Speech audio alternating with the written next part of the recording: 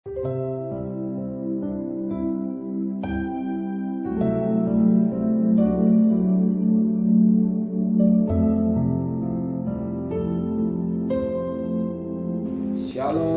pagi bersama tundukkan kepala, pejamkan mata sejenak. Bapa yang bersemayam dalam kerajaan surga, pagi yang cerah kami adalah mesbah pribadi, mesbah keluarga, dan kami boleh naikkan pujian penyembahan pada Bapa di surga. Dan kami juga rindu untuk dengarkan renungan firman-Mu. Saya berfirman singkat, tapi biar menjadi berkat buat kami. Roh Kudus menyucikan hati dan pikiran kami, dan kami juga boleh dengar doa syafaat. Haleluya. Shalom pagi. Mari sama-sama kita akan membaca firman Tuhan. Kisah Para Rasul pasal 8 ayat 26 sampai ayat 40. Kisah Para Rasul pasal 8 ayat 26 sampai ayat 40. Sida-sida dari tanah Ethiopia. Kemudian berkatalah seorang malaikat Tuhan pada Filipus, katanya, bangunlah dan berangkatlah ke sebelah timur selatan, menurut jalan yang turun dari Yerusalem ke Gaza, jalan yang sunyi. Berangkatlah Filipus adalah seorang Ethiopia, seorang sida-sida, pembesar dan kepala pembendaraan si Kadake, ratu negeri Ethiopia, yang pergi ke Yerusalem untuk beribadah. Sekarang orang itu sedang dalam perjalanan pulang dan duduk dalam keretanya sambil membaca kitab Nabi Yesaya. Lalu kata Roh kepada Filipus, pergilah ke situ dan dekatilah kereta itu. Filipus segera ke situ dan mendengar sida-sida itu sedang membaca kitab Nabi Yesaya. Kata Filipus, mengerti tak Tuhan apa yang Tuhan baca itu? Jawab, bagaimana aku dapat mengerti kalau tidak ada yang membimbing aku? Lalu ia meminta Filipus naik dan duduk di sampingnya. Nas yang dibacanya itu berbunyi seperti berikut. Seperti seekor domba ia dibawa ke pembantaian, dan seperti anak domba yang keluh di depan orang yang menggunting bulunya, demikianlah ia tidak membuka mulutnya, dan binaannya berlangsunglah hukumannya. Siapakah yang akan ceritakan asal usulnya? Sebab nyawanya diambil dari bumi. Maka sida-sida itu kepada Filipus, aku bertanya kepada tentang siapakah Nabi berkata demikian, tentang diri sendiri atau tentang orang lain? Maka mulai Filipus berbicara dan dapat tolak dari nas itu yang memberitakan Injil Yesus kepadanya.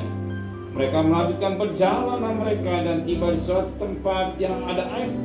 Berkata sida-sida itu, lihat, di situ ada air. Apakah halangannya jika aku dibaptis? Jawab Filipus, jika Tuhan percaya dengan segenap hati boleh. Jawabnya, aku percaya bahwa Yesus adalah anak Allah. Lalu orang Ethiopia itu menyuruh menghentikan kereta itu, dan kedua turun ke dalam air, baik Filipus maupun sida-sida itu, dan Filipus membaptis dia. Dan setelah mereka keluar dari air, Roh Tuhan tiba-tiba menerangkan Filipus dan sida-sida itu tidak melihatnya lagi. Ia meneruskan perjalanannya dengan sukacita, tapi ternyata Filipus ada di Asdod. Ia berjalan melalui daerah itu dan memberitakan Injil di semua kota sampai ia tiba di Kaisar. Firman Tuhan cukup jelas bagi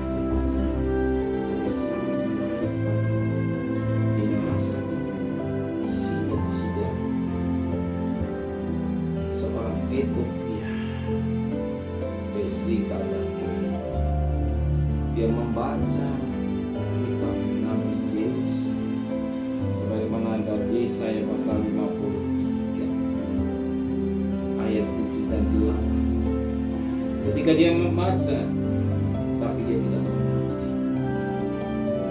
Ketika membaca, tidak mengerti. Dan saat itu Filipus bertanya, ayat yang ke-30. Filipus segera ke situ dan mendengar sida-sida itu sedang membaca kitab Nabi Yesaya. Kata Filipus, mengertikah Tuhan apa yang Tuhan baca itu? Ternyata baca tapi nggak mengerti.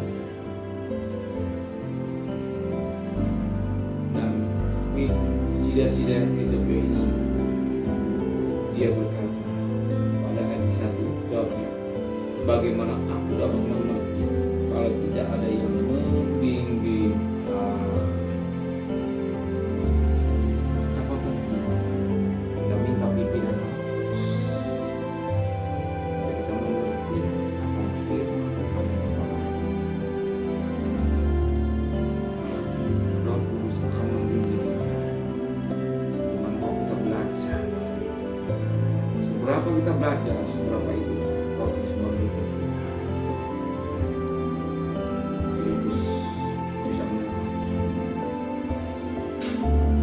Filipus bisa menerangkan pada sida-sida itu karena dia mengerti. Demikian juga kita perlu mengerti firman dengan baik. Pimpinan Roh Kudus. Roh Kudus ini yang menghidupkan ayat. Sebab ayat firman Tuhan ini diambil dari Yesaya 53 ayat 7 dan 8 menceritakan anak domba jelas itulah Yesus yang dibawa ke pembantaian. Dia anak domba keluar ikutin gurunya, bahkan disampaikan dia tidak mengumpai mata. Inilah pribadi Yesus Kristus. Dia bagi anak domba yang dipersembahkan, anak domba yang jadi korban untuk keselamatan manusia. Maka itu perlu kita mengerti asal pimpinan Roh Kudus. Siapakah anak domba itu? Bukan sekedar binatang, tapi anak domba yang itu katakan dalam Yohanes 1 ayat 29. Lihatlah anak domba Allah yang menanggung dosa manusia. Yesus itu yang dikorbankan untuk keselamatan manusia bagi yang bagi yang percaya lewat pengorbanan Yesus boleh diselamatkan. Berbahagia tapi mengerti siapa yang lain adalah Yesus Kristus juru selamat kita yang telah berkorban mengorbankan dirinya untuk keselamatan manusia.